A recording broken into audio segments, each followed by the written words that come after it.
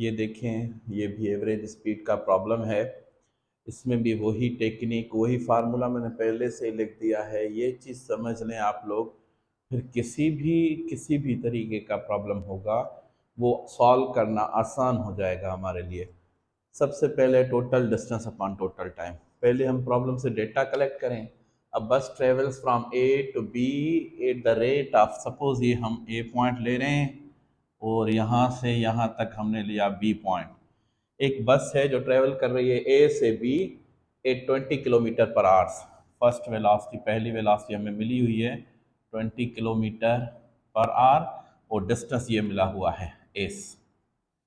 अभी फिर क्या कह रहा है, देन फ्रॉम बी टू ए। अभी वही बस वहां से बी से ए की तरफ आ रही है, फिर भी वही डिस्टेंस तो वही हुआ, डिस्टेंस तो दोनों सेम हुए। अभी बी से वापस ए की तरफ आ गई, डिस्टेंस वही हुआ। और कौन सी वेलोसिटी स्पीड है, speed 2 is equal to 30 kilometre per hour. हमें एवरेज स्पीड चाहिए, तो आसान है। वी एवरेज, अच्छा, average V average is equal to total distance क्या हुआ, एस प्लस एस, दो हो गए ना, S plus S upon T1 plus T2।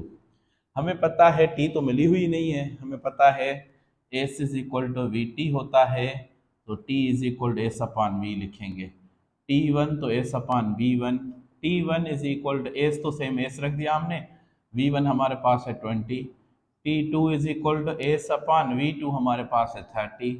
ये वैल्यूज हमें पुट करने हैं सिर्फ। देखिए आप इधर कैसे हम पुट कर रहे हैं। So V average is equal to S plus S, तो हमने ऊपर 2s कर दिया।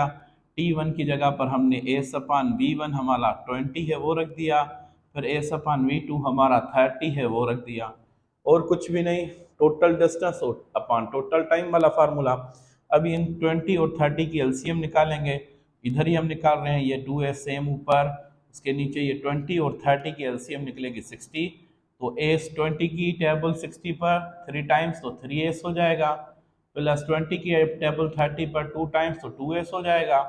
हमें पता है डिवाइड वाला वैल्यू ऊपर मल्टीप्लाई में रेसिप्रोकल हो जाता है। V average is equal to 2s multiply 60 upon 5s हो गया, 3s प्लस 2s 5s। तो एस के साथ कैंसिल, 5 की टेबल 60 पर 12 times, 2 into 12 become 24 kilometre per our. ये हमारी वी एवरेज स्पीड आ गई। ये प्रॉब्लम सॉल्व हो गया हमारा। तो याद करें, किसी भी टाइप का प्रॉब्लम है सॉल्व करना आसान है, सिर्फ ये चीज़ बच्चे को समझ में आनी चाहिए कि total distance upon total time, जो चीज़ मिली हुई है वो रखें, जो फाइंड करनी है वो रखें, आंसर आ जाएगा।